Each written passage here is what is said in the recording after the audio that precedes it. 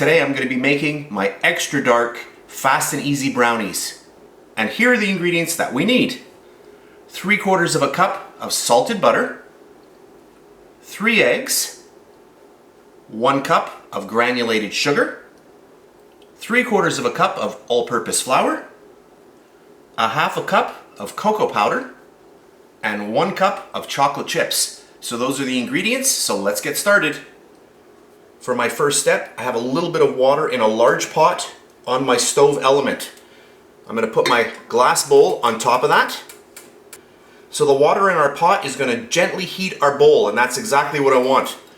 I'm going to get in all of my butter, all of my chocolate chips, and all of my sugar. And now I am just going to let the water heat up. As it does, everything is going to start coming together, and I'll come back in a second when this starts to melt. Okay, so this is about 2 or 3 minutes later, and you can see that everything is really nicely starting to melt here. So I just want to get it all moving around a little bit so that I can expose some of the other ingredients that haven't been heated to the bottom of the bowl. Just move it around. And that's good. So we'll just let that go for a little bit longer and then I'll come back.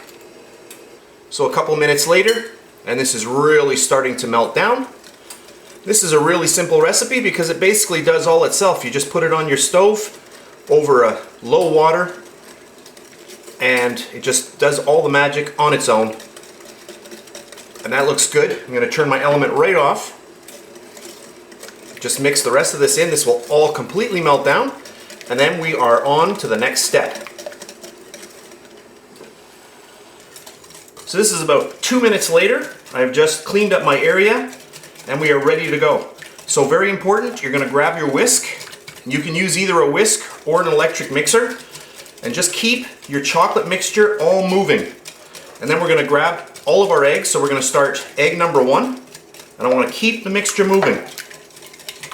Okay, this is incorporating air and making sure that the egg is not going to start curdling in here. So I'm moving it around. Egg number 2. And as I add the eggs in, the whole temperature of this is dropping now. And then egg number 3. So have your eggs ready to go before you start this step. And all of a sudden you can see this is getting really nice and thick. That looks good and it smells really good. So mix it up well. Okay, and then we're going to add in our last ingredients. I'm going to add in our cocoa powder. And you can see why we sift. You can see all the little pieces in there. And then my flour. I'll get that in. I'll grab the back of a spoon and just push all of that through. Perfect. And then I'm going to grab my whisk and I'm just going to slowly start whisking all of this together. You can use an electric beater if you wish as well. So don't rush this step. Just start in the middle. It'll all start incorporating. Go nice and easily. Go nice and easy because you don't want everything puffing up and going all over the place. And then start making your circles a little bit larger to start incorporating all of the outer edges. Just like that. So once everything is nicely combined, we are ready to fill our pan. What I'm using today is an 8-inch square parchment lined pan for our brownies. And then we're just going to get our really nice batter right into here. So make sure you're using a spatula to make sure you get everything out of your bowl. Oh, this smells so good. There we go. And I'll just push it to the sides. You just want to have it nice and even.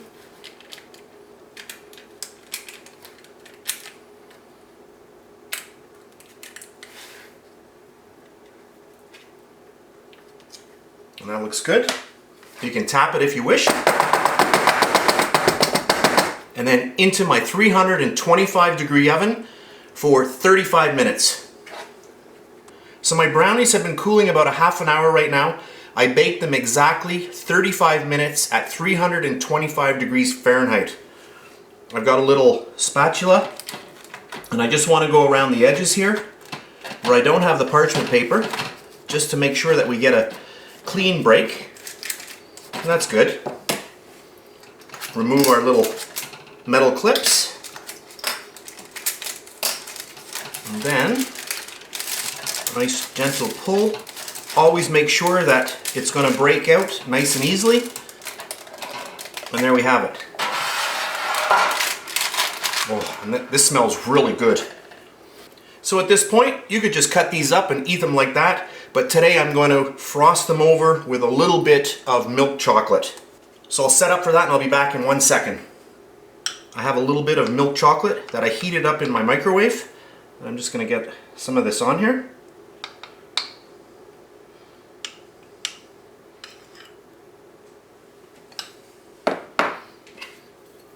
Grab a little offset spatula.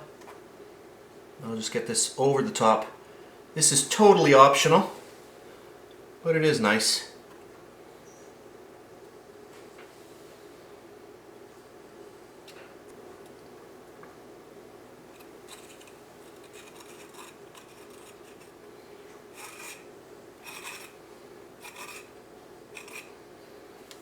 Okay, that looks good. And then for a last optional step, I have some pecans here. And I'm just going to sprinkle those over the top. And another optional step, but it's nice. You can also use walnuts. And I could have put them into the batter as well, but I didn't today. But you can do that as well.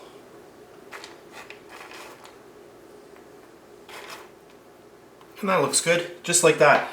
So I'm just going to let my chocolate set up. I'll come back in about 15 minutes. I'm going to cut into it and show you what it looks like. So this is about 20 minutes later. My chocolate is starting to set up and I can't wait any longer. So let's cut into these.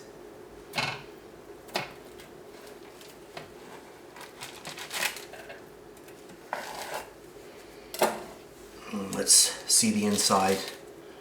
Oh, look at that. Well, that looks awesome. Get a little knife.